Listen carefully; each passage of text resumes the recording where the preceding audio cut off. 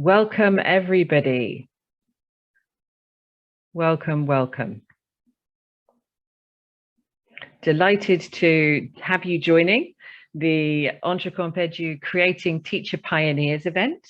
I think everybody can see our PowerPoint screen, is that right? Great. Okay, so we are delighted to have you with us today. We have an interesting agenda for you today, and I'd like to share that with you over the next 2 hours and really take you through what we hope will be an interesting and informative overview of our entrecompedu program, which has been running over the last 3.5 years. So my name is Ellen McCallum. I represent Bantony Education, and I very much am a representative here of a wider team of organisations that have been involved in the delivery of entrecompedu. So today we're going to be going on a skip and a ride around the world to hear from different people, different organizations, different representatives who have been working with us over the last 3.5 years to really understand, support, and explore the world that is entrecompedu, a teacher education program that was developed in response to a need for a new way of delivering entrepreneurial education. We really wanted to explore, as a team of partners, how to empower teachers to introduce entrepreneurial education through their teaching, through your teaching. And we used Entrecomp, the European entrepreneurship competence model, as the background for that. So we've created, we recently held a graduation for our 140 completers of the course. And I'd like to share the video that we created as part of that. While that's happening, I'm sure you'd also like to pop into the chat where you are in the world and what your interest in entrecompedu is today. Perhaps you're a teacher pioneer. Perhaps you're interested to hear more about the work we've been doing. Perhaps you're just here to find out how you may be able to pick up entrecompedu in the future. Because one thing is sure, this is a start, and it's certainly not the finish. Entrepreneurial learning is always about the journey and not always just about the destination. And we hope today we can show you that with the work that we've done. So over to you, Megan, to introduce our Unleashing the Force video.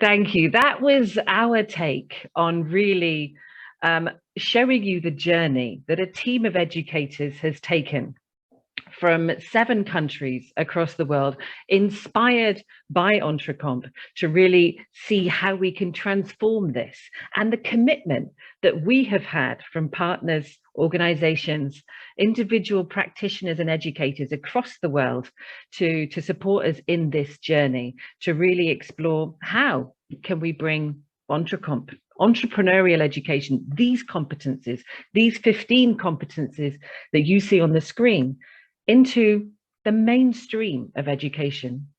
And so during this process, we've realized, we think we've dispelled some myths.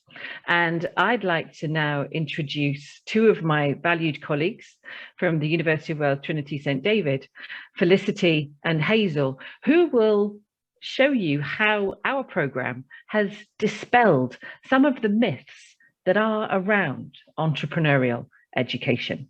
Over to you, Felicity and Hazel. I'm going to introduce the first myth, that entrecompedu is only relevant to Europe. Well, actually, entrecompedu is relevant to the whole world. We've proven through our 57 country engagement that that's very much the case. We've had 720 participants through our training and our extended endeavours, such as our learning cafes. That's actually targeted 6 out of 7 continents of coverage. We just have Antarctica to target, so I'm sure we'll get round to that soon.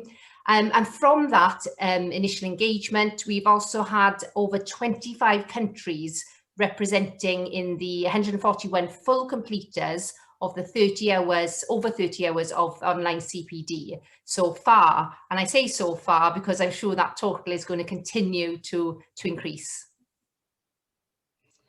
So another myth that we hear very often is that entrecompedu is only for business studies. It's all about enterprise and setting up in business. But actually, entrecompedu is for all studies. It's about transversal competences and supporting development of these competences across all areas of the curriculum. Entrecompedu shows teachers how relevant and applicable the Entrecomp framework is to their practice, whatever their subject area. We've had teachers participating from a diversity of subject areas, as you can see on the slide. And what we found is that collaborative and creative learning experiences to solve problems and create value supports and enhances core curricular priorities such as literacy and numeracy and other transversal competences in purposeful and meaningful ways.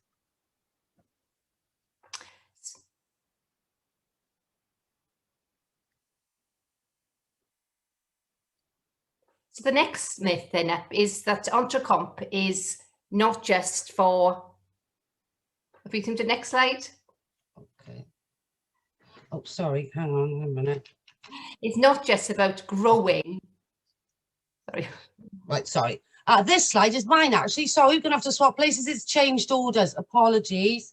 Right, okay. So another myth is that entrecompedu is only for schools. And we found that entrecompedu helps for all levels of lifelong learning. And they say the earlier to start, the better, but also that it's never too late. And even though entrecompedu was originally designed for teachers of 9 to 19-year-olds, we've had participation from all levels across different sectors of education, from early years, primary, secondary, vocational education and training, higher education, and employability and community learning also, demonstrating the value these approaches can add to lifelong learning. Thank you, Hazel. And I've actually got the last myth. I actually think it's one of my favourite myths to bust. And this is about entrecompedu being about throwing out all your practices. So there's nothing more sort of frustrating when somebody's sort of faced as a teacher, you know, you've been doing it all wrong all along, but, you know, this is not about that. This is about growing your practice. This is not about telling our educators that they've been not been teaching well already. It's not about starting from scratch. It's about building on pedagogy and celebrating what they already do well, whilst also working on the new skill challenges and growth opportunities, building confidence around entrepreneurial practice. And for many, and to quote students directly, participants directly, it's been a useful means to decode and gain confidence with entrepreneurial language and to strengthen their practice and impact with it. As you can see, we have engaged teachers, educators, lifelong learning practitioners from around the world, 57 countries. We've engaged them in different ways through different formats. And what I would like to do next is really introduce you to some of our organizations that have been so important to our engagement across different continents, and also to some of our teacher pioneers who have really taken this forward. So without further ado, I would like to invite Aneris Cayo from the Pontifical University of Valparaiso in Chile. Hi, Aneris, how are you? Hello. So what I would like to, I'd like to introduce the Pontifical University of Valparaiso as really one of the pioneers as an organization of this work for Latin America and the Caribbean. We came across and connected a few years ago, but really you have taken entrepreneurial forward. How did you get involved? Okay, well, thank you for the invitation. And I also want to say that I'm representing a team with Pablo and Carolina, who are also in the room. So here in the Católica Valparaíso, we're working on entrepreneurship and innovation since 2010, so last decade. And we made a really full process with 3 incubators we have now. Scholar incubator and entrepreneurial incubator and business incubator, and we have an educational process there. In that educational process, we found entrecompedu when we were working in a project to extend the entrepreneurial abilities in our scholar incubator. This project was called Brújula. It was a program we made with funding from Chilean state, and we reached 100 teachers in Chile in that project at that moment. That was, yes, a few years ago, like 2017. And then, so that was our first cooperation. And then we saw the potential because we could see that it worked really well in our region, in our country. So we figured out to make it also in the region because we have some partners in Latin America and Caribbean. So we could arrive to this course of entrecompedu that we could make last year. And in that course, we could reach 6 participants from 6 countries in Europe, in Latin America and Caribbean. And it was made with entrecompedu model. And we were really very excited. Or is that? Oh, maybe it's my connection. Could you hear me something? Hello? Oh. Yeah, yes, I can hear yes? you. Yes. Okay. Hi. So that was it, because I have really bad internet. I'm using the cell phone internet now. Okay, so that was it. Really very exciting. And then we could see that we could develop more activities with you. And really, we see that it works for Chile and Latin America and the Caribbean really, really well. Mm. Brilliant. Now, I'd like to ask another question for you, Aneris. Let me just, one moment. Tell me, you've been really deeply involved in actually facilitating the program yourselves in Latin America and the Caribbean. And indeed, I think you've involved a number of countries across the region, which has been brilliant for us to really gain a perspective of how this could be embedded in the different regions of the world. What's been the feedback from teachers? So we really had a really good feedback from teachers. So I would like for that to introduce you to Silma, who can tell us a bit about her experience with this course. Silma, Silma, please. please join Hi, us. everyone. I hope you can see me. Can you see me? Can you hear me? Yes, we can. Yes. I'm a little hoarse. Thank you. Alrighty. Well, for me, I must say that engaging Entrecomp in my instruction has been quite enriching to the curriculum. The students are all enthralled. They are excited. And the onus is on them. The responsibility is on them to actually be creative, to generate new ideas and come up with creativity. I have here one of the output of one of my students when we did one of the projects here at Delta State University, where they were able to come up with empathetic ways of dealing with the whole idea of immigration. So the students came together and said, let us do a little project. I told them all about the Entrecomp program that I'm taking. And they came up with the idea that they would come and find out what is their creativity like. They came up with the idea that they could create these drawings or these paintings on canvas, because some of them were quite talented in drawing and the others came up with the novel idea of what they could put up. And they produced these, and these went on a little sale around the campus. And then the proceeds went towards buying stuff for the lab. Also, during Hispanic Heritage Week, the team came together again, the students came together and they worked on video material, video production on migration and the Hispanic diaspora in the Delta region. I'm originally from Dominica, but I'm presently working at Delta State University in Cleveland, Mississippi, where I'm also doing postgrad studies. I have collaborated with teachers from St. Kitts, Dominica, Guadeloupe, St. Lucia, and Grenada, and they are very much interested in getting onto the program also. I've told them about the principles, the guiding principles, and how we could align those and the competencies within the curriculum to get a more realistic and engaging pedagogical scenario or experience, and they were quite interested. Yes, ma'am.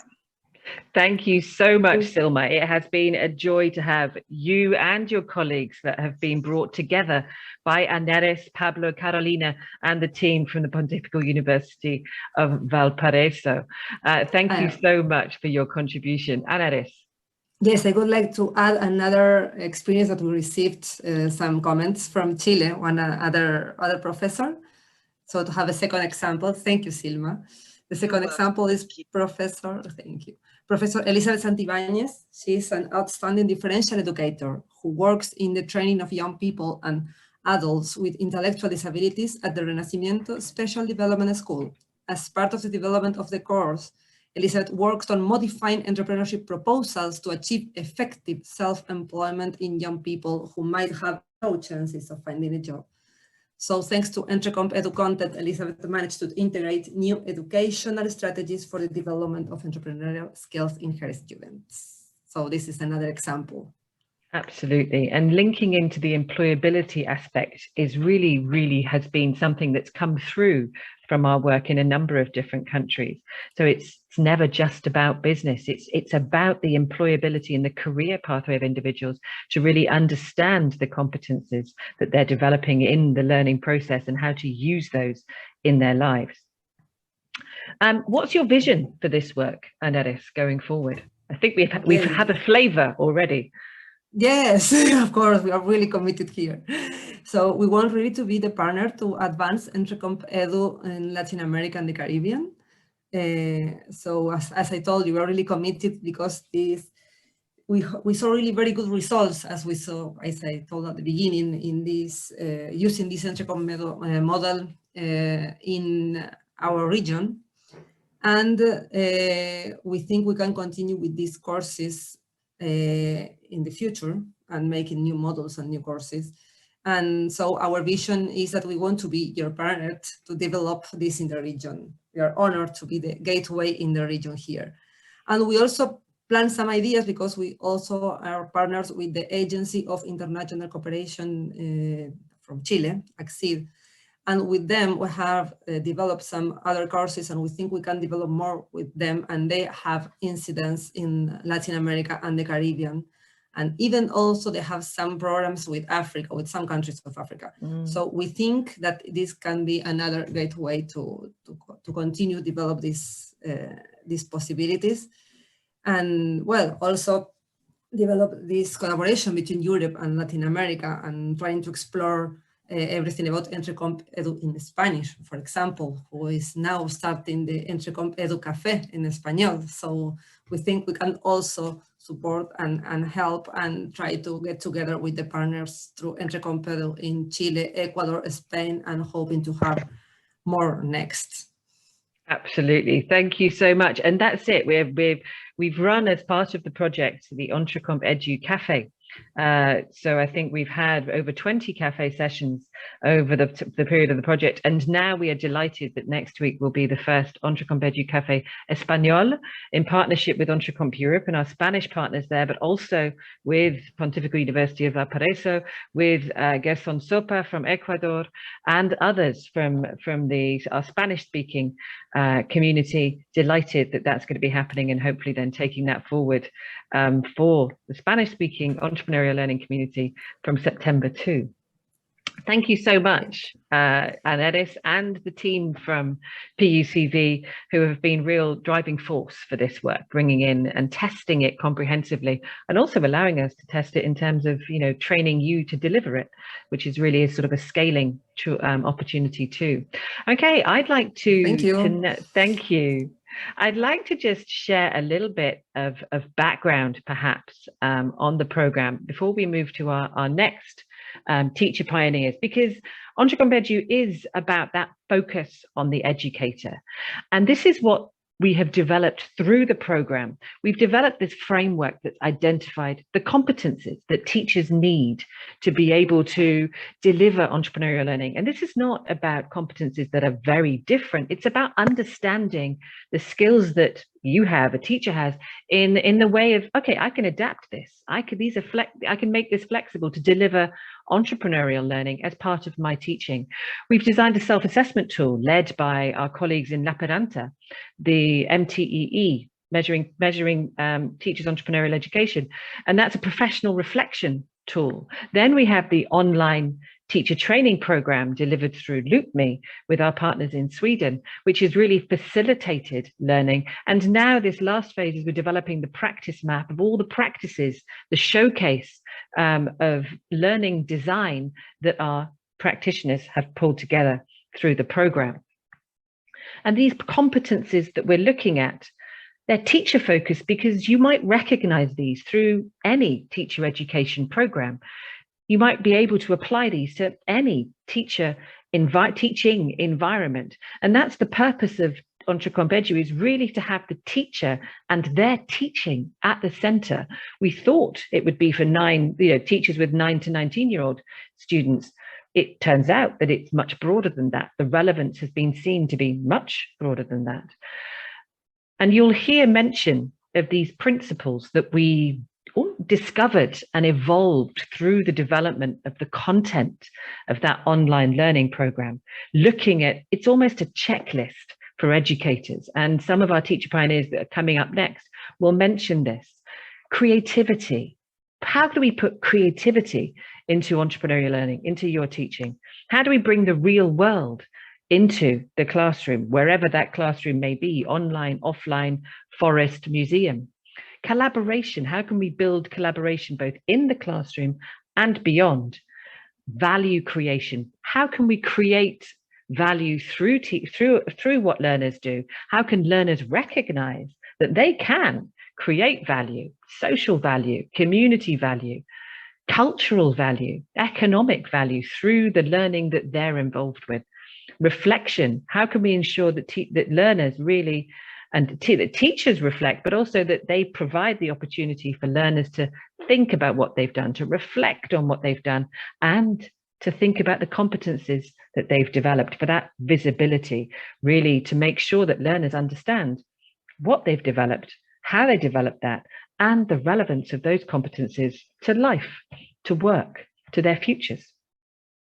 So coming back to the teacher pioneers that are going to be sharing their stories today. Next, I'd like to welcome Kaija from Finland. Kaija, are you with us?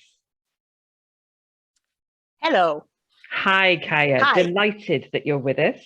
Kaija's coming in from Finland, and Kaija is one of our teacher pioneers who's been through the program over the past few months. Kaija, I've got some questions for you.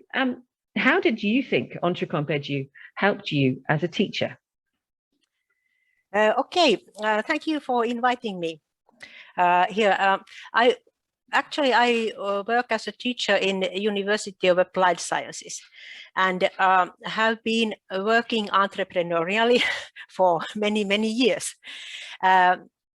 Basically, entrecomp framework was familiar to me before I took this, participated last spring this course. But of course, when you join this kind of education and you have the material and it gives you time to go more deeper, time to concentrate more on each principle. I think it gave me some more, even some more tools to different pedagogical choices, because it forced me thinking about each competence and how to develop these with students. And especially I also tried to think from the student, from the learner's point of view, so that how they can be active and how they can utilize these. So it also also make me think about importance of planning new teaching and new courses, because it's important to design your teaching and your new courses so that students are free to experience also these own entrepreneurial competencies and put something into action. So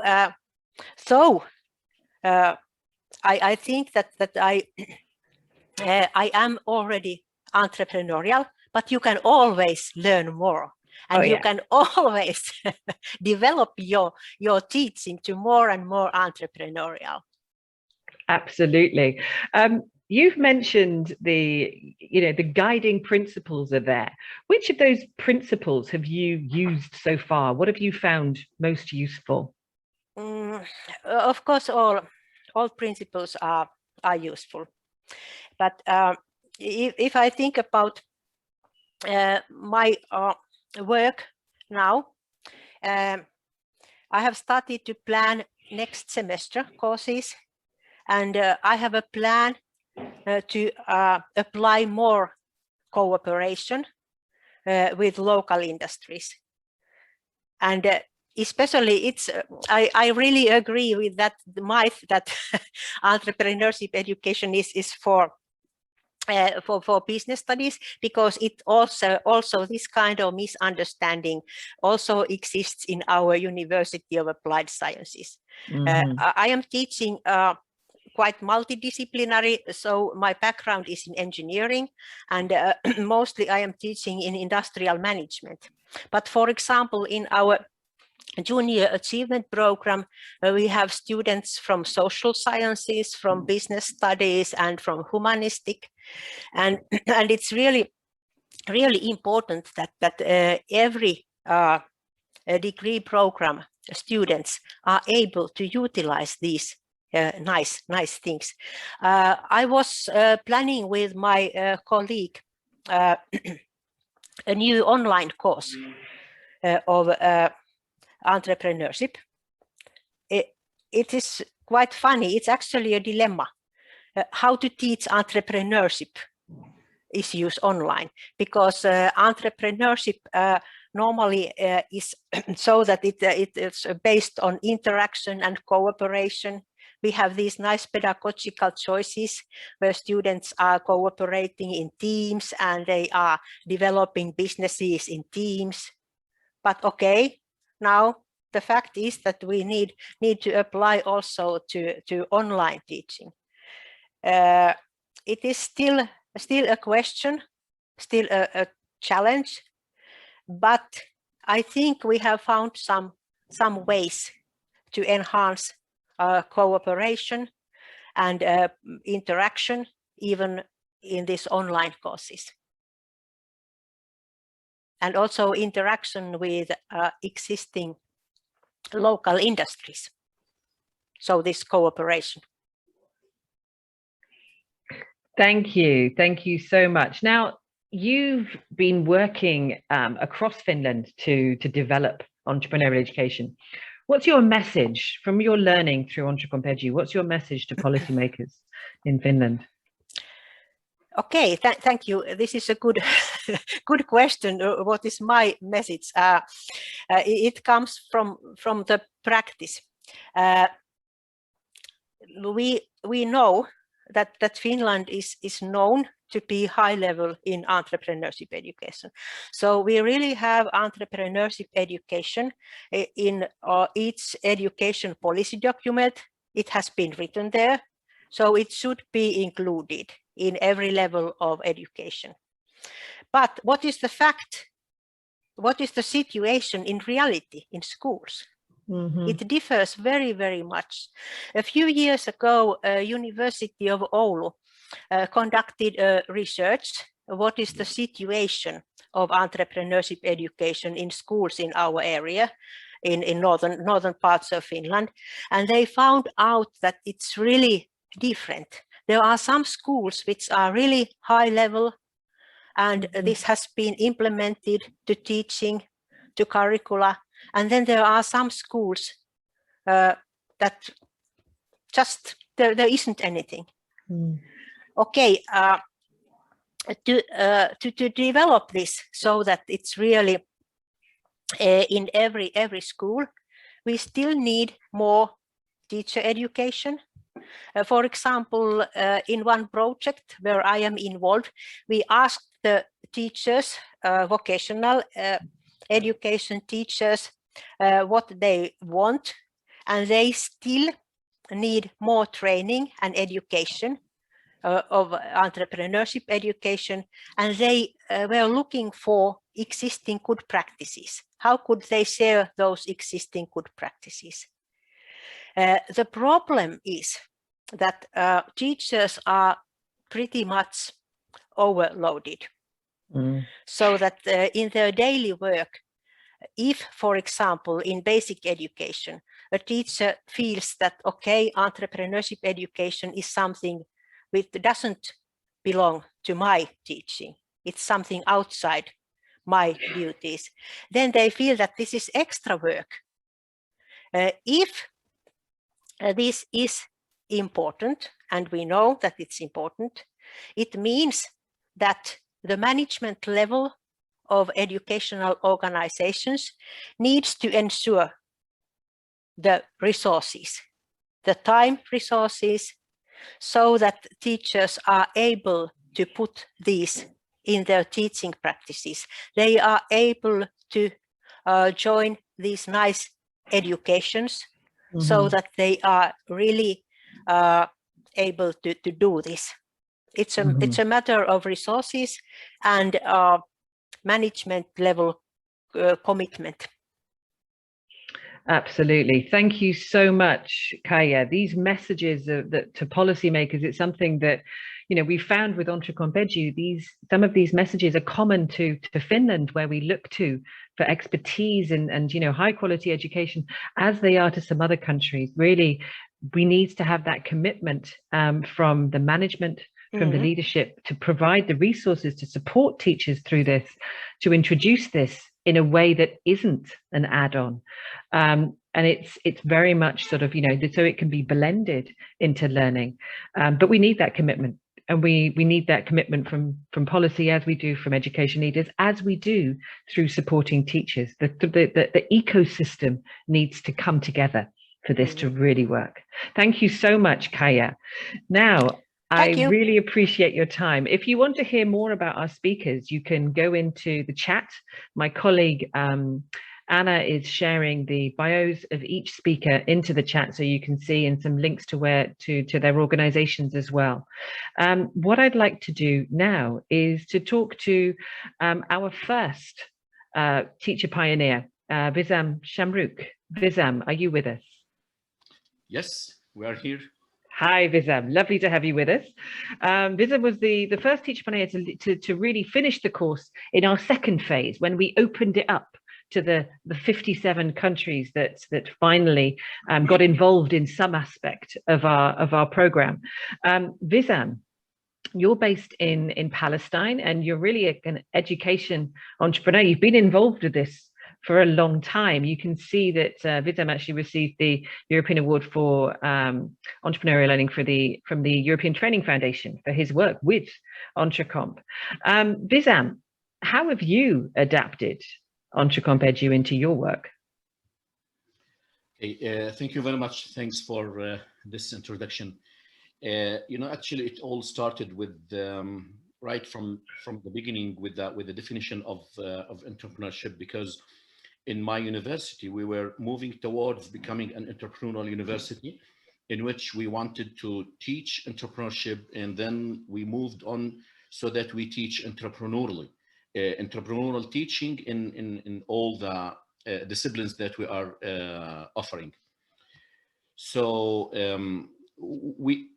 we used this definition, and we found that in Entrecomp first that there were enough, the headache that comes to the teachers or lecturers usually is how to build up in the design phase and in the planning phase, how to build up the learning outcomes and how to assess them.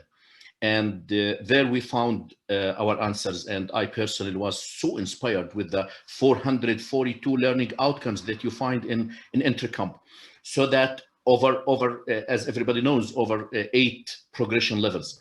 So we used several learning outcomes all over our experience in teaching the course every time. And I was able to adapt and customize these learning outcomes so that I can offer different learning outcomes for different course offerings. For example, when I offer the course for engineering students, it's different from business and different from technology. And we found that we were able to focus on first, this is much I like to focus on, which is the value creation.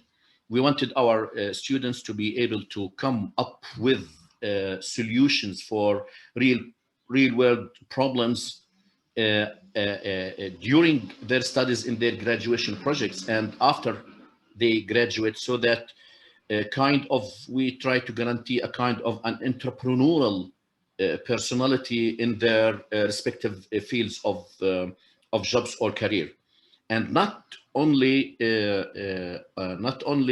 coming up with ideas for businesses only. No, maybe for business students sometimes they come up with business ideas, but for other students, like in engineering, they were able to come up with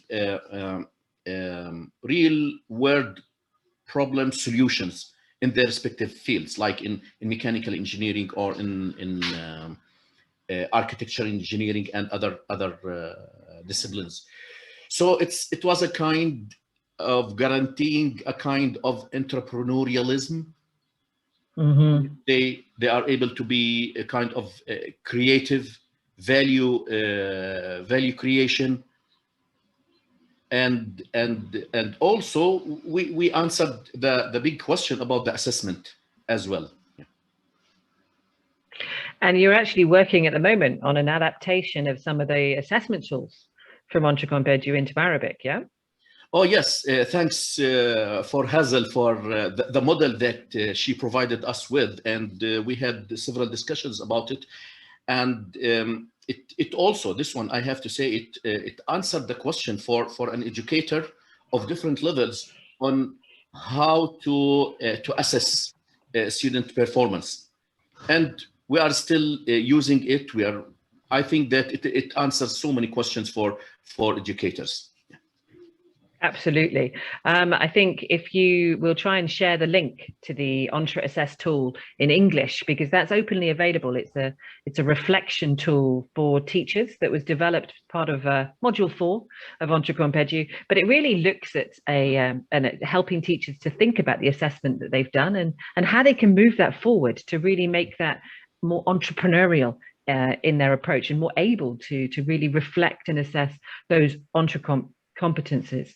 My other question to you, Vizam, is that, how do you see the relevance of entrepreneurial within the regional context, within the national context, as of Palestine too, because you're quite involved and you're committed to sort of this work. So, first of all, we started with several organizations to introduce courses that are based on Entrecomp, and now the entrecompedu framework came, and as I said, it answered so many questions for us actually, and helped a lot. And by the way, what we may need to give a lot of efforts for is the assessment part of entrecompedu, in which to be in line with the academia standards for different organizations like higher education. But for on the national level now, and probably if I can, for the Arabic region, we have established the Entrecomp Palestine now, just to share the experiences of local practices. And probably we can, which is right now I'm working on, is the Arabization of the assessment tool and as well the entrecompedu, because I see that there will be a wide number of people who are interested in implementing the entrecompedu in their teaching. Certainly, through our experience, I think there will be. And if there are any colleagues, Arab-speaking colleagues in this group right now, please get in touch with Vizam, because he's looking for further collaborators to work on that. I'll Thank just you. One more thing, which is I'm glad here that we have with me my colleague is Dr. Muhammad Tamimi. He is the director of a project right now that is running in blended learning. And hopefully he will be convinced with using and implementing Entrecomp and entrecompedu. Yeah. Brilliant. Well, if you need any more information on that, Mohammed, please get in touch. Thank you so much, Vizam. It's been a real joy to have you involved in the program, and we look forward to further collaboration. Now, we've had some really great support from both our teacher pioneers, but also from key policymakers in the countries of our partners. And right now, I'd like to share a recorded message from Jeremy Miles, the Minister of Education and the Welsh language in Wales.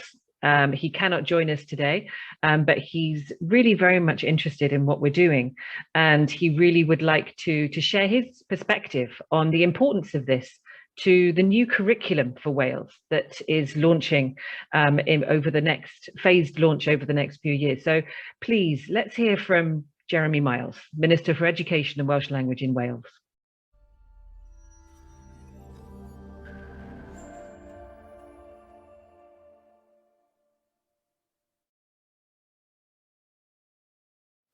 Hello, a diolch am y gwahoddiad I siarad gyda chi heddi.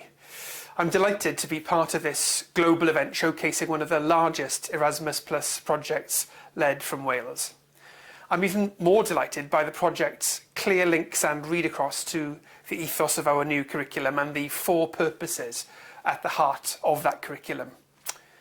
Through our reform agenda, we are seeking to realise a curriculum that provides a breadth of learning, drawing together a range of experiences, knowledge and skills across a range of contexts, topics and activities, making links across our areas of learning and ensuring key cross-cutting themes are addressed.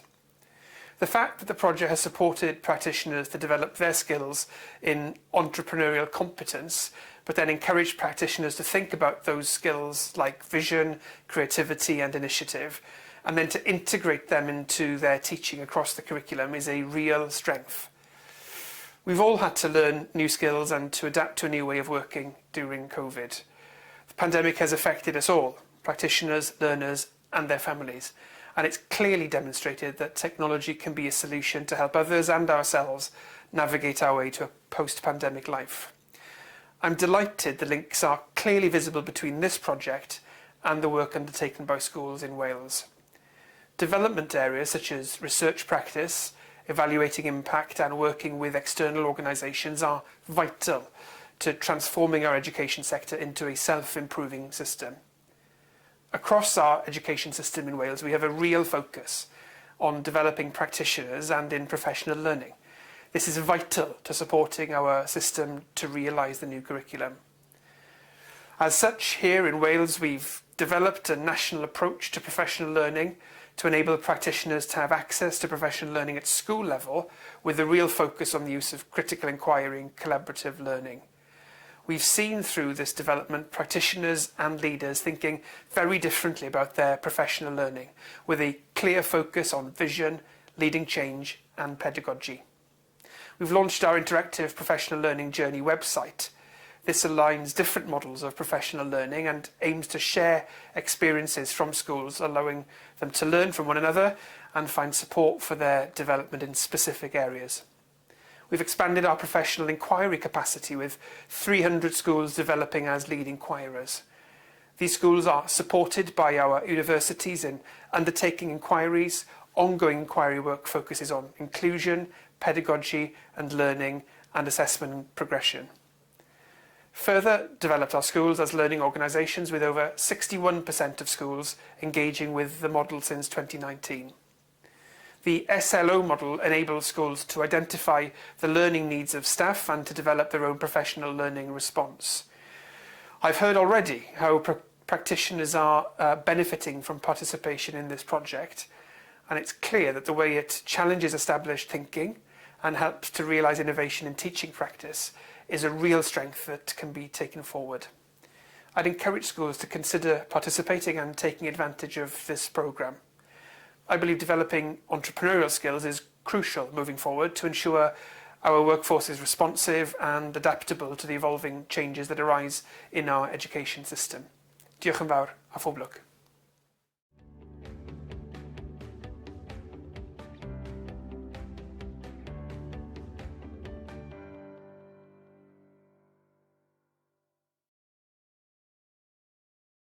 Thanks to Jeremy Miles for that contribution, really illustrating the relevance of our work to the Welsh curriculum, and which is launching in 2022. And it's those four purposes.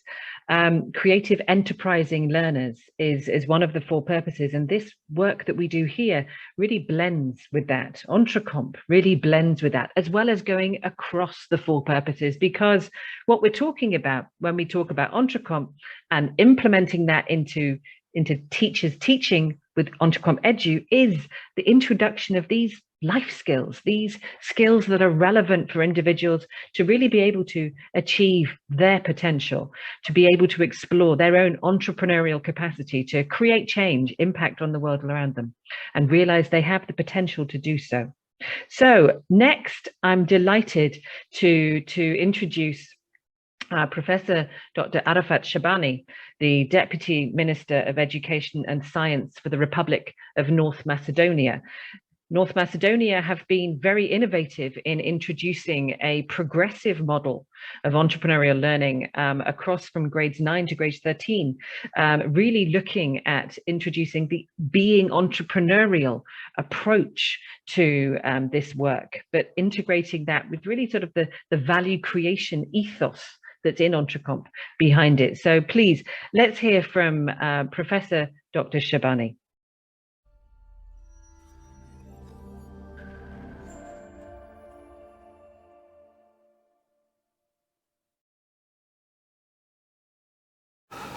Ladies and gentlemen, dear colleagues, it is my privilege to address this distinguished event in the name of the Ministry of Education and Science of the Republic of North Macedonia, from the position of Vice Minister, but also from my personal name as a university professor in the area of educational psychology and continuous teacher development.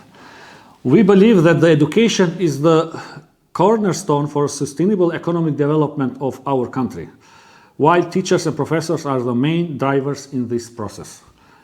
Entrepreneurship, education, and entrecomp framework are in the foundation of building open-minded young generations that can build sustainable future of our country as equal member of the family of European countries and international society. I'm very happy to hear that this project was very successful and overachieved its originally planned indicators and has much wider reach across the globe. In addition, I'm very proud that many Macedonian teachers are among Entrecomp pioneers that have passed the initial training and are among first in Europe that test the continuous professional development model and practical map. Currently, the Republic of North Macedonia is in the process of serious reforms of our educational system, starting from primary education. Within the educational reforms, our focus is on many entrecomp basic characteristics like spotting opportunities, creativity, critical thinking, learning through experience, and others that need to be systematically developed among students. We had a positive experience at the end of 2019 during the process of continuous professional development, which included one-day teacher training, skills for 21st century, through which more than 1,700 primary and secondary schools teachers had an opportunity to become familiar with the Entrecomp framework. Our country had great experience in the last 10 years developing entrepreneurship education in the country, implementing courses of innovation and innovative and entrepreneurship in the primary and secondary education. We believe that holistic approach is needed while developing the education strategies and concept for development of education, in which all key competencies for lifelong learning will be developed at the same time in accordance with EU recommendations. Now, the main focus of our educational reforms are on developing among learners digital competencies, entrepreneurial competencies, life competencies, and green competencies related to climate change, education, and sustainable development. Together, we must build a better future for the next generations, for our children to live in a greener world, to have entrepreneurial mindsets, and to respect different cultures and religions, and to share common social values. I would like to congratulate to all Entrecomp teachers, pioneers, and to all partners involved in this project. Congratulations once again, and good luck in further activities.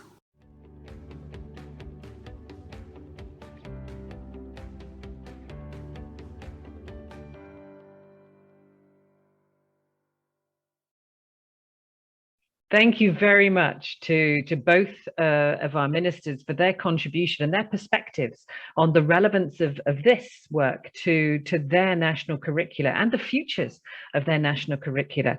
And you can hear there as well that we're looking at, entrepreneurial competencies really can be seen as an enabling competence for being able to implement change, to support green transformation, to be able to integrate the digital learning into education, to really support the new future that we see before us as a result of the changes that we see around us. I would like to move forward from this perspective of at the national level, looking at the relevance to curriculum at national level, to really explore now perhaps the trends, entrepreneurial learning and future trends for teacher education. entrecompedu is a program that has teachers at its heart, and we really have an ambition to explore how we can influence and support teacher education across the countries that we're working in. So I'm delighted to welcome Tapio Savala, who is from the European Commission. He works in DG Education and Culture and is a specialist in the area of teacher education and the related policy areas with this. Tapio, are you with us? Yes, many thanks for inviting me. And first of all, congratulations for your good work. We are, of course, happy that the Commission's frameworks have been useful, the key competencies framework and what has been then evolving and building on that, you know, the entrecomp, for instance.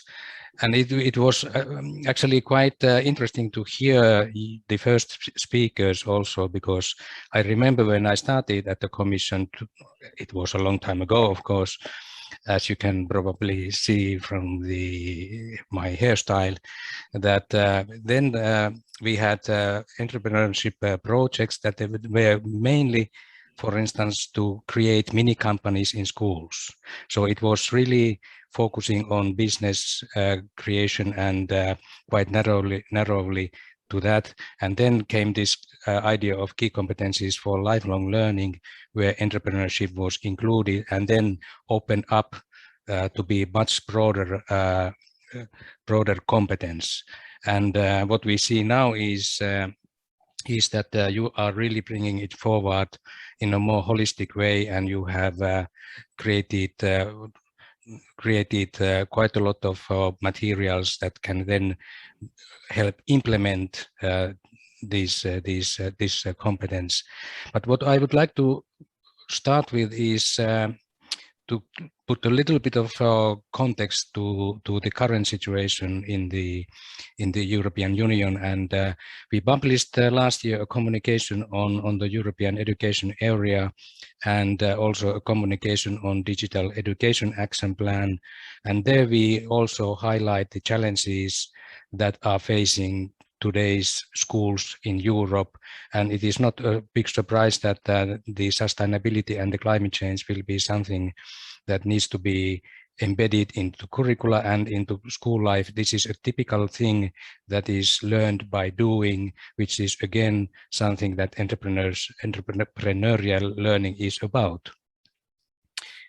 And following this pandemic, we were forced to start to use blended learning and digital learning. So what we are now doing is we are preparing a proposal for a council recommendation on blended learning.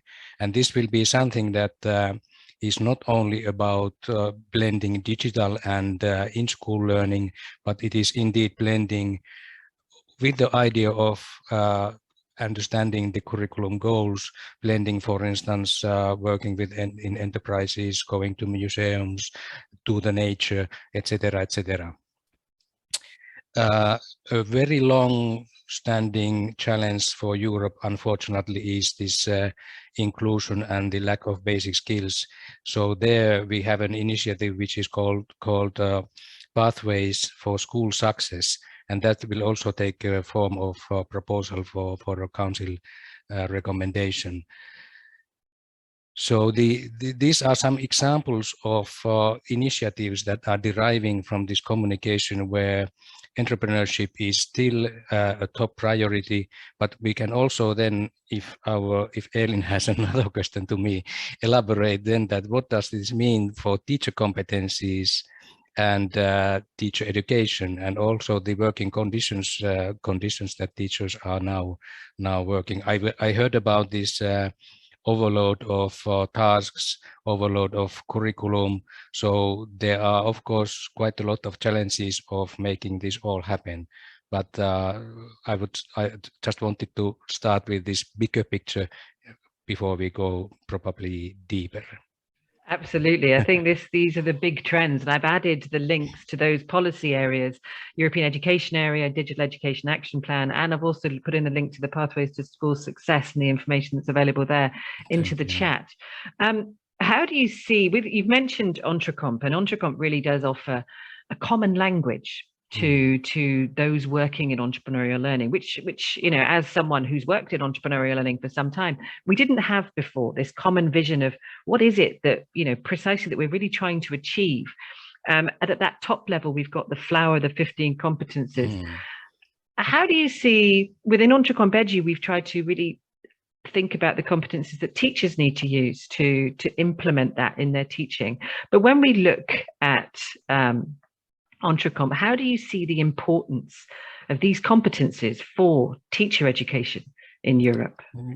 Yes, I mean that given those challenges and given the need for, we've heard also that there are a lot of good examples in implementing entrepreneurial learning, but still much needs to be done, and we heard that also from Finland.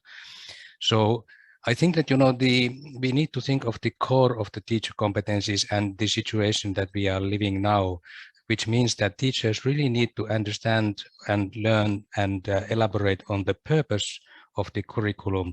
And I was very delighted to hear the presentation of the Welsh minister on how this was done, so that they really went to the very purpose of schooling and education and learning, and then started to create from that perspective the curriculum. So, and I also think that no one can do this alone. So teachers need to develop a kind of vision and an agency for their own work that can then be, let's say, coached or taught to their learners, to the pupils. But there's also this very clear need to work together in teams and be able to communicate, be able to construct a vision and work program planning, all those qualities that are there in entrepreneurial competence framework, and also see even more the bigger picture, which is the kind of ecosystem where schools are working at in those circumstances, and see how the society is evolving around them, what are the opportunities. And then again, I can refer to this idea of blended learning. In this context, teachers need to take much more decisions by themselves. They really need to plan ahead and have a kind of autonomy to work as an individuals, but also as part of teams. So I think that what does this mean for teacher education is of course a big challenge, and I see that becoming aware of those competencies like Entrecomp and what your work is doing is of course essential, so that they have a kind of vision and understanding that can be then translated into this ethos of and school climate that is supporting everyone to achieve, and that pupils have a better and have a good understanding why they are there and what the learning is for. So what we are doing at the level of the European Commission, we have of course now published the new Erasmus Plus program, and we hope that those partnerships that teachers and schools can put together can promote this type of learning. We have the new action which is called Erasmus Plus Teacher Academies, where we target exactly teacher educators. We want teacher educators and teacher education institutions also to work together and develop teacher education at the European perspective further. And of course, a crucial part of Erasmus is of course the e-twinning and the school education gateway that are offering quite a lot of inspiration to teachers all over the Europe. Thank you. You've mentioned, you do see the relevance of this project, this work to teacher education in Europe. I mean, and you've mentioned a teacher academy. It's a very interesting idea, which as a partnership, we need to look at going forward, because as you've heard, so many organizations and countries are keen to pursue this. I'm interested to ask a last question of you, as we have perhaps a little bit of time, Tapio. One area that is always a big topic for entrepreneurial learning, for education generally perhaps, is the key role of assessment within this work. And it's already been mentioned through some of the speakers this afternoon. What do you see as the key role of assessment in this work? Well, I couldn't emphasize that more, because I mean, and the fact is that what is assessed is usually taught and learned. So to put it very bluntly, of course, I mean that we need to keep in mind that, for instance, these kind of competencies that are not measurable in the classical way. We need to be also creative and think very carefully that, okay, what is the role of formative assessment in this context, how we provide learners feed forward, which is again something that generates agency of the learner, and this agency and motivation is part of the entrepreneurial competencies. So we need to really make sure that this formative assessment is well embedded, but also that what I personally like very much is that we involve the learner in setting the goals and assessing the progression also by the learners themselves. It can be then, of course, assessment within teams, and when it comes to summative assessment, which is a huge topic, we had actually a working group looking at assessment of all key competencies, and there the idea was really that for summative assessment, even if it is high stakes, you can broaden the ways evidence is gathered, portfolios, let's say theater plays, mini companies, whatever. So again, you can be creative, but the fundamental principle is that the evidence is useful for progression, and then you need to also take into account the very fact that not all assessment has to be competitive or comparative. So that's why the idea of, I come from the special needs education field, so we always build on individual learning plans and individual goals and individual follow-up.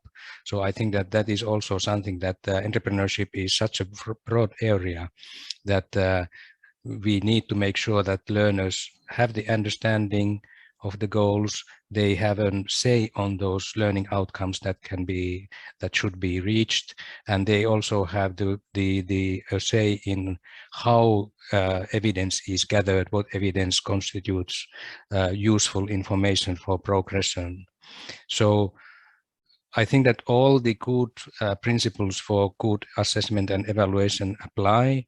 But with this, I think that involving the learner is even more important. And I also would like to broaden this up to school self-evaluation, because it is very much a question about ethos, about atmosphere in the school, how school is supporting learners towards these goals. And there are plethora of ways of, let's say, having softer assessment on how schools are performing as a community. And again, I was very happy to hear that the Welsh minister mentioned these schools as learning communities, which is indeed a concept that we should all promote, but also that within this process of creating learning communities, we should be quite clear on what the vision and what the purposes of these learning communities are. So probably it's better that I stop here, because this is so a fascinating topic. It is. I could also, could be the last, it's like just a kind of yes or no. How important are policymakers for really ensuring that what we assess is what is valued? Because if we don't assess these competences, it's not valued. But the policymakers must have a big role to play there at national, municipal level in order to really bring that to the fore as well. How we value our education.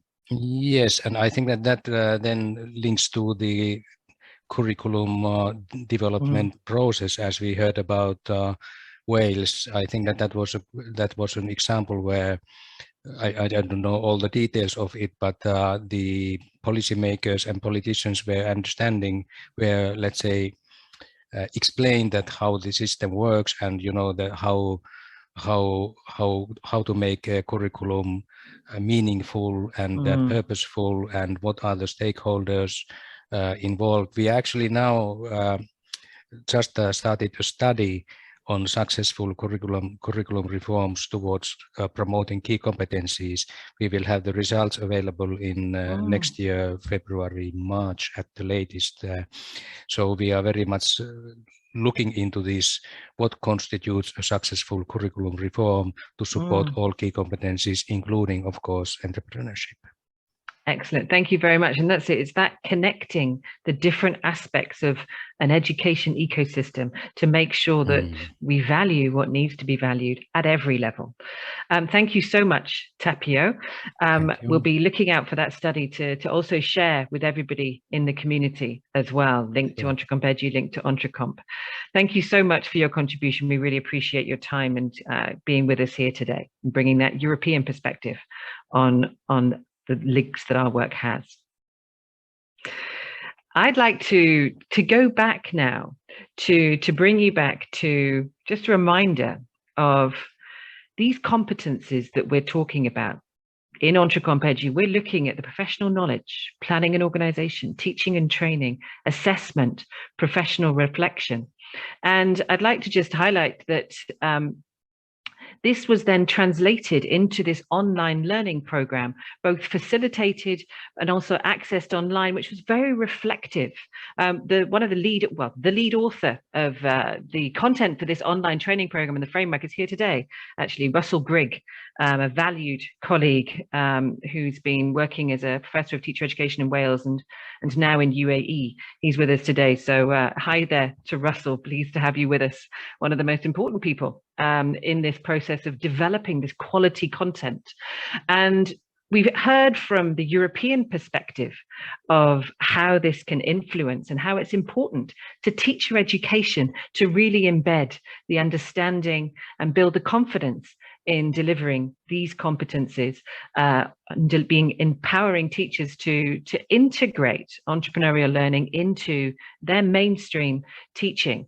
And now I'd like to come to two colleagues from Scotland and from China to talk about their experiences as teacher educators and how they see the value of this to their work. They're both teacher pioneers and they've been through the program and now they are exploring how to take this further. Now, first, I'd like to come to Jing Zhang. Jing, are you with us? Yes, I am here. Hi, Jing. Delighted to have you with us. Jing is an extremely experienced entrepreneurial educator working in China, but also liaising extensively around the world, particularly with the UK. And she designed and delivered China's first ever entrepreneurial university leadership program, but also works across all of the education levels, including with schools. So really has a broad understanding of the relevance of this in China. Now, Jing, how did you come across entrecompedu? Like you said, I have a very good network in the UK. So it's really about UK, my partner in the UK who brought attention to my attention. So when the first document, the Entrecomp, was published in 2016, it was the first time that I got it. I read it. So that was built my awareness of the document. Since then, I read almost all the documents, like the Entrecomp into action, and like the entrepreneurial employee document, and also for the document for parents, and also for life competencies. So I read all the documents that built my knowledge about this area. Then what I do is that when I got to know them, I think that is really important, and also something I can bring it to China.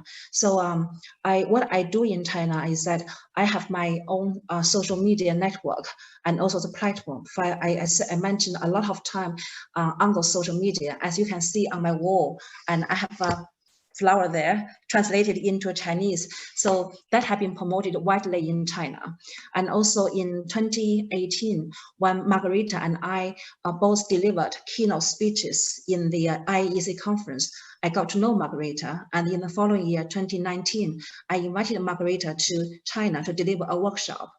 And I also built it into my own teaching programs. For this teaching program, I have a partner in the UK called Alison Price. Probably you know her. She's quite well known.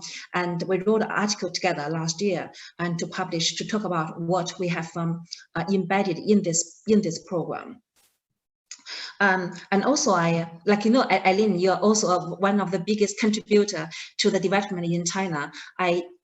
You and I jointly did a recording, and our recording was played at a conference, online conference. You know, on the day, there was more than 1,800 people who watched our recording. And then after replay, nowadays the viewer has reached 3,000.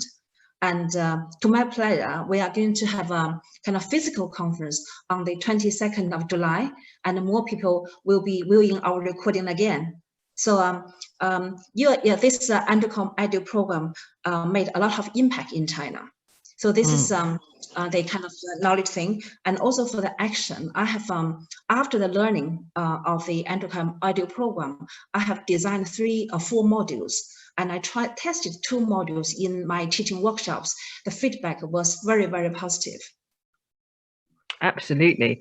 No, I think the presentation that you kindly invited entrepreneurial to share with the Chinese conference, it's been very interesting. The reaction from that, you say it's been very popular, and Yes. and I'm interested to understand what do you think the most transferable element of entrepreneurial to your work in teacher education in China has been?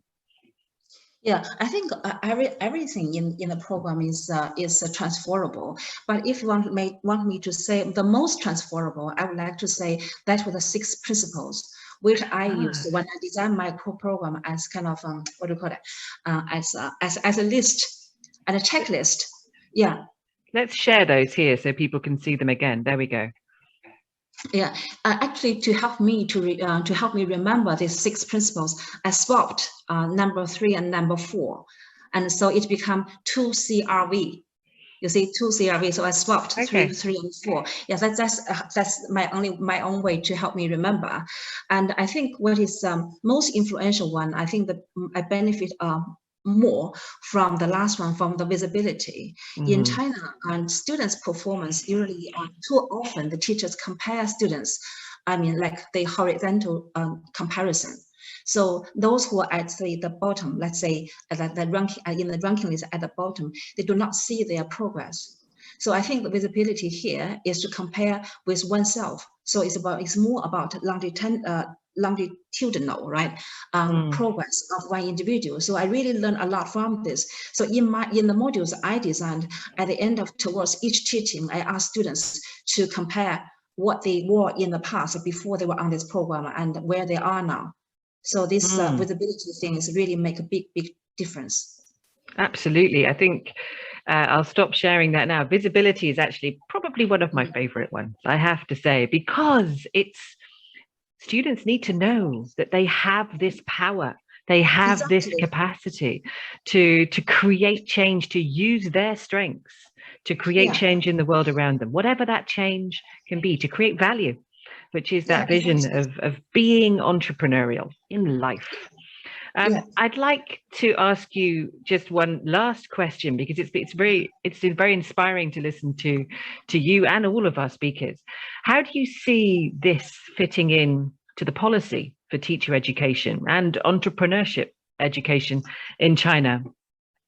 I think this EntrecomEdu program comes in the right time, because this year is China starts our 14th 5-year plan. So from 2021 to 2025, a new 5-year plan. So each university, they are making up their plan and to working out their plan. So I am an influencer in this sector. So for example, today is Thursday, right? On Tuesday, seems a long time ago. On Tuesday, I was in Nanjing, and there was a leading university in Nanjing who are making up their plan. So I was there to influence them. I introduced our kind of the principles here and what the benefit I have learned. They're really interested. So if they can build it into their 5-year plan, other universities will follow suit. And and also I am a frequent speaker at national conferences. And for example, next Monday on the 28th, on the morning of the 28th, the Ministry of Education invited me to deliver a presentation, 3-hour presentation. It's a long presentation, and about provision of the provision of enterprise education. Surely this program will be the key and the emphasis of my presentation. So through that, I try to influence people, and also because I have designed the programs, I ask the students, I allow the teachers to experience, to test it. So they will see that say, oh, although it is something like from the West, it can be also applied in China, in our Chinese context. So I call it globalization, right? Absolutely. And this is it. This was one of our myths that we busted, that we dispelled, that, you know, what we found through this program is that we can, the entrecomp is a language that speaks to many. You know, it goes beyond borders. And through the application in entrecompedu, the principles really, again, are speaking to many across borders. So it's brilliant to see that and see the impact of that. Thank you so much, Jing. Really appreciate your support for this program. And as always, the community that we have here, many teacher pioneers and the organizations that have been part of this are all very much in support. Thank you so much. Thank you. Now, of course, we've also been seeing real impact in other countries. And one of those, one of the colleagues that has really been interested to see how they can take this forward to understand and build on the policy aspect of this is Julie Degnan from Scotland. She represents Scotland's Enterprising Schools, which is a government initiative. And really, she's been working to engage strategically key teachers across Scotland to enable them to test the course, you know, to make sure that it works for the Scottish context. Julie, are you with us? Hi, Ellen, I'm here. Hiya, Julie. Lovely to have you join us. Really lovely. Julie, you've been involved. We've been having conversations for some time about entrepreneurial learning, about entrecompedu.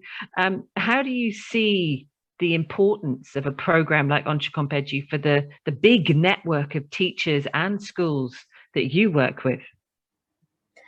So just to give you a wee background of the Scottish context, I think for this to make sense, our Curriculum for Excellence in Scotland has been around for more than a decade now, and one of the cross-cutting curricular themes is enterprise and employability.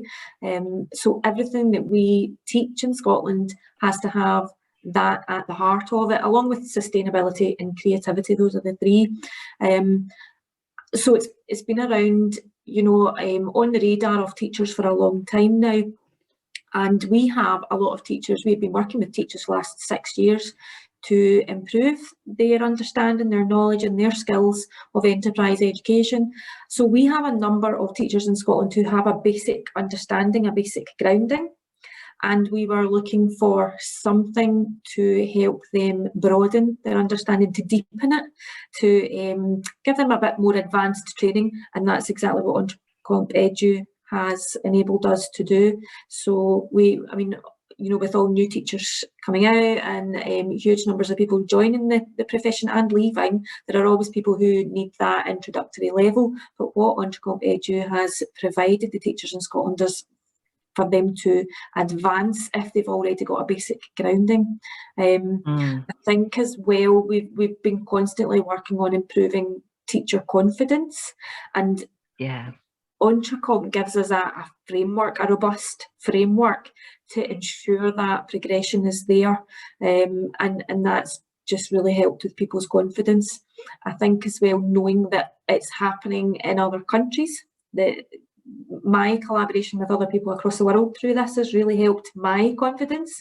So, you know, one day I was in a breakout room with people from Finland who, you know, they've been doing it for years and I could learn loads from them. But likewise, there was a colleague in Greece and he said, we're right at the beginning of our journey. What can Scotland teach us? So that was really empowering to see that we can actually help other people as well. And I think that's just going to really boost our educators in Scotland and that knowledge.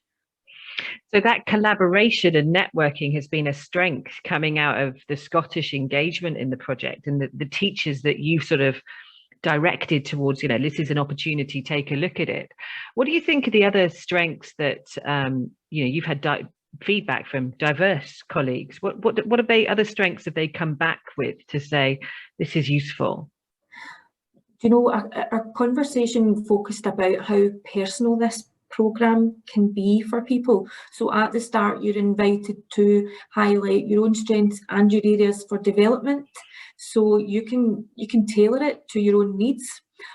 But what was interesting as well is that it can be tailored for your own setting. So my background's in primary teaching, but this is relevant for all of the teachers that I work with. We work with educators of children from age 3 to young people up to age 18, and it's relevant for us all. And in actual fact, you learn from discussing the similarities and the differences across sectors. So that's been a really, really positive point. I think as well, we were talking about it, what was hugely empowering was almost the permission to indulge, if you like, in focusing on yourself. You know, teachers are at the centre of this. Yeah. And I think as an educator, similar to being a parent, you're not meant to be the focus. You're always focusing on the impact on your children and your young people, and that is right. But what this shows us is that by focusing on our own needs and development, and you know, by assessing your own skills, you can really focus on yourself, but the ultimate impact will be on your learners. So it's relevant for learners, all lifelong learners. And I think having that permission to focus on yourself really helps with your own motivation, especially in a difficult job. You know, somebody's already mentioned that teachers do have a huge workload, and sometimes you can forget why you're there. And a programme like this that allows you to focus on yourself from your personal point of view as well as your professional, but which will also have that huge impact on your learners, is so empowering. So that's something I think is quite a unique selling point of entrepreneurial for me. Yeah, what we've definitely tried to do, Russell and colleagues that have supported the design, but you know, Russell really focused on trying to explore how we could provide that personalized, and he created the deep dives. So the extra bits at the end of each module. So if you needed a bit more on learning outcomes, if you needed a little bit more on particular types of assessment, then that was there. That was something additional that could really support. Yeah, thanks for highlighting that, because it is something that was within the design to try and help personalize. And it is about, you know, entrepreneurial learning. It is about understanding the competencies. It is about the pedagogical knowledge of how to deliver those, how to integrate those competencies, maybe through the 6 principles as a bit of a checklist. But it is about confidence, you know, the confidence to be able to do it, the confidence to have practiced it a bit and sort of have understand, okay, I can do this, I can take this forward. And that confidence is a big element. And that's been mentioned by a few people today. My final question, you know, the key thing is you're working, you know, with a huge network of educators and schools, and you're interacting with policymakers and the policy environment in Scotland. How have national policymakers in Scotland reacted to your feedback on the programme? Yeah, I've shared this at a Scottish Government level, and I think also having the teacher pioneer status has been a really good way to kind of get that interest from across the board. People are interested. It's something new, they want to find out, so you don't always have to go and sell it. They will actually come and ask about it as well, which has been a real good way to prioritise it. But you know, even approaching other organisations that we work with who also work with networks of teachers, there are lots of people out there who are really interested in being a part of this, or looking at how we can actually incorporate it into our offer of teacher training for teachers. It's on the radar at a further education, a higher education level, but beyond that, school teachers generally haven't had the chance to engage with it, and people who already have that basic understanding are asking for more and are really desperate to be involved. I had a school approach me just this week actually, saying they want to look at whole departments taking part in something like this, which would be tremendous to try to emulate something like Daffin School, and have a pioneer school in Scotland would be amazing. So that's something on my wish list to do. I think that's something that would be on our wish list as well. That would be wonderful, because we so far have one pioneer school, which is Davin Primary in Wales, and they gained that status because really every teacher and teaching assistant in the school did entrecompedu, and it's really transformed how they saw the new curriculum for Wales and how they saw their ability and potential to integrate those four purposes of that new curriculum for Wales into what they were doing. And it really was a game changer. Yeah, you got a lot of comments on, you know, we'll work with you on that. Absolutely. Yeah. We'd be delighted to create a network of pioneer schools. Entrecompedu pioneer schools. So thank you so much for that, and there's lots of future plans and ideas that are coming through many of our speakers. But Julie, thank you so much, and thank you to all of our speakers today. We've really appreciated your contributions and the depth that you bring, because we wanted today to be a celebration of the impact that's been created and the potential impact that can come out of this. You know, this is a policy event, but policy is about impact. It's about really mainstreaming this into the lifeblood of education, to create the link between what we want education to achieve and how that is being implemented at grassroots level. It's that journey. Entrepreneurial learning is always about that journey. So right now, we've got the opportunity to work and talk together, perhaps. We've got some time to to talk together about what opportunities do you see for this, for entrecompedu, for entrepreneurial learning in your context. Let's have a conversation between us. We're going to share, we've got quite a lot of people in. And what I'm going to do is I'm going to create some breakout groups. We hope that you will join us. You always lose a few people when you create breakout groups, but we do hope, because this is about a conversation, and the conversation needs to continue. In order for this journey to continue, we need the conversation. We need to network and understand who we are, where we are, what our ambitions are, and what opportunities we see, and how we each can work together separately or in small groups, in big groups, in order to work towards those opportunities, that vision of supporting our learners, whatever age they are, we now discover, supporting our learners to develop these competencies, to understand the power of their entrepreneurial capacity. So I'm going to now create breakout rooms. I'm going to create 5 breakout rooms, and I'm going to assign everybody pretty much automatically to those. So you'll find in there a range of people from different countries. There are many, many countries represented here today from many, many different parts of the world. It's breakfast time in some places, and it's gone dinner time in others, and everywhere in between. So please take an opportunity for the next 15 minutes to have a conversation about what opportunities do you see? And we'll drop in and out of the groups just to see how you're doing. Thank you very much. We'll put the message into the chat. We'll lose a few, but hopefully some of you can stay. And then we'll finalize this with some real closing remarks in order to say, where are we going next? I'm opening all the rooms now. Hi, everybody. Can you hear me okay? Yes. Great. Okay, perfect. Everybody's coming back in now. Now we'll gradually get everybody back. It's always a question about how many people did we keep? The risk of doing breakout sessions, but the value of networking is such that you can't, it's just too much, the value of really speaking to people. And look, we've got a new member of the team too. Hi, Felicity. Hello, Felicity's small person. And she wasn't alone, and I think what's really lovely is that there was other children on the call, and isn't it what we're here for, the next generation? Hello. Absolutely. Hello. So, okay. Yeah, we're all doing it for the next generation, as well as we are. I'm off to pick up my 7-year-olds in a minute. Now, while we've got extra members, I think this is a great opportunity. Before we get a bit of feedback on how your conversations went, just a couple of quick comments. Let's take a group photo. If everybody could turn your cameras on, if you're willing, turn your cameras on so that we can just, my lovely colleague, Megan and Anna, who are in the background, making sure this flows and works better than I ever could.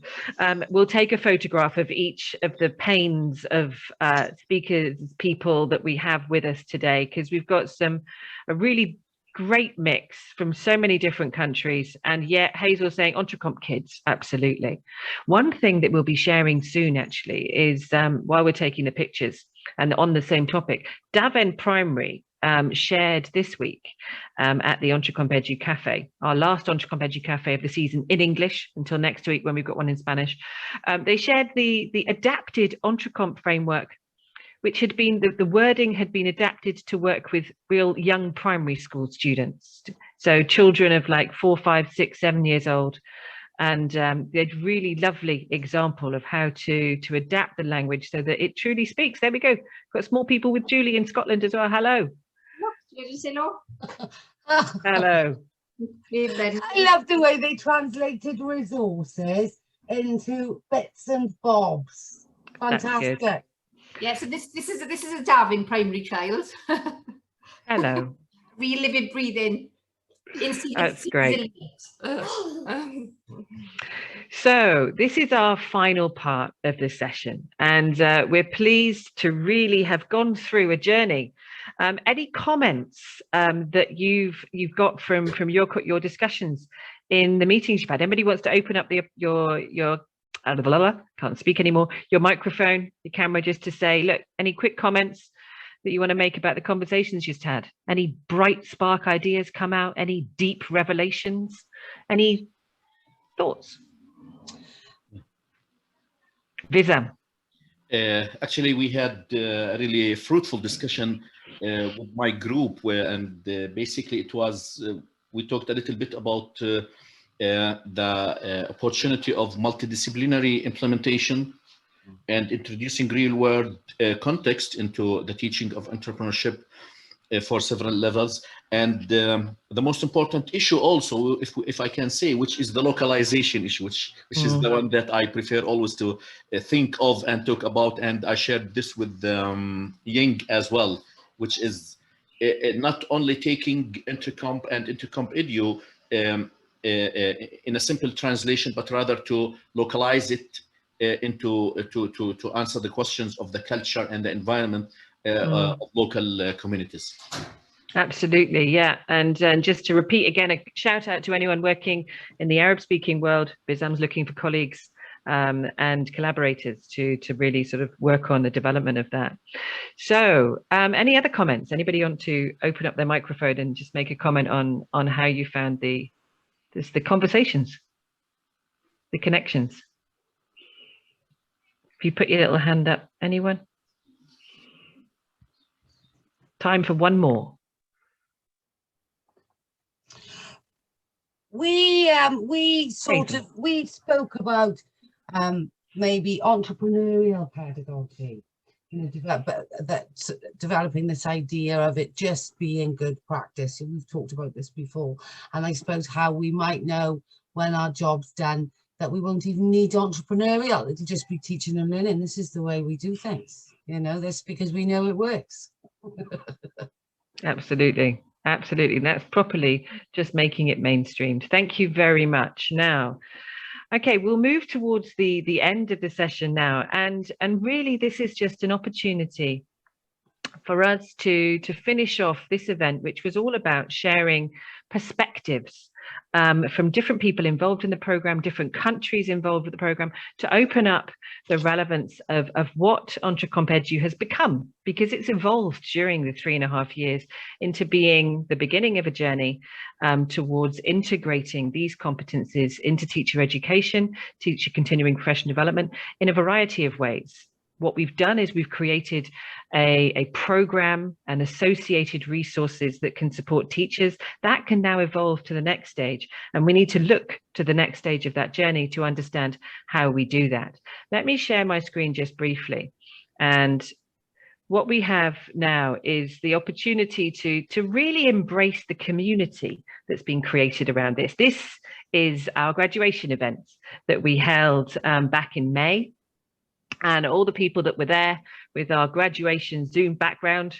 And you know, it's amazing to see that we had 57 countries registered 720 people were participating in the program from the beginning, and 141 really went through the whole process, which was, it was not insignificant, 30 plus hours of self-study online with reflections, and a facilitated learning process online over a period of weeks and months. So really sort of the engagement and commitment it took was not a small commitment. And alongside that, we've had over 1,200 views of our entrepreneur cafe sessions, which have been on a variety of topics, from Russell talking about collaboration, through to Felicity talking about SDGs, through to a whole range of Fran from Belgium talking about integrating entrepreneurial learning practices into curriculum. So really, this has been an opportunity to bring people together as well. And we did get an assessment out of this, out of the 4.6 out of 5 stars we've scored. Not that we always, as entrepreneurial educators, focus on the destination, but I think we can say we've engaged a lot of people along the journey, and at the end, they didn't think it was too bad. In fact, that's quite positive. Most importantly, LoopMe, the tool that we've used, is very much about investigating the emotional reaction to learning. And entrepreneurial has had the highest emotional reaction, positive, I should say, emotional reaction to the learning experience of any course that's been run through LoopMe. So this has been very positive for us and is great for our final report as well. And it's also empowering for us as a community who have engaged so many people to move forward, because this is about creating a global educator community. There are many aspects and work that's happening around EntreComp in different areas. We have an online platform that is slowly evolving for the entrepreneurial learning community called EntreComp 360. If you go to entrecomp.com, you will find it there, and we are gradually integrating people into that. EntreComp Europe is a network of 5 countries that are building training, webinars, resources at a country level, and that's Turkey, Moldova, Spain, Italy, and Belgium.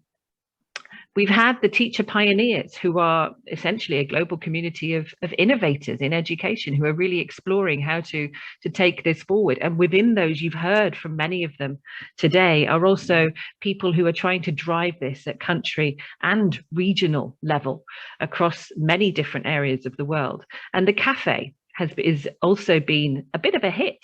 It's something that we didn't plan, but we felt was quite important to really bring together topics, areas of interest that have been identified, and provide this weekly check-in moment for our participants. And now it's being opened up to any colleague that's interested in entrepreneurial learning from an educator perspective.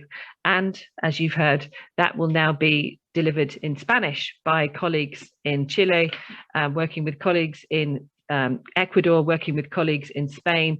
People chatted on Twitter, chatted on email, and are now getting together to see how to make that happen.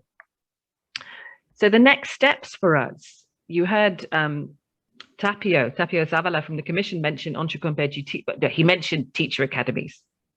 I shouldn't say he mentioned it. We now have a vision of really developing a teacher academy around EntreCompedu. Is that something that we can imagine? I think so. We have such an interest to establish country communities, which is what it takes to really embed this as a teacher academy, because you need ministerial commitment.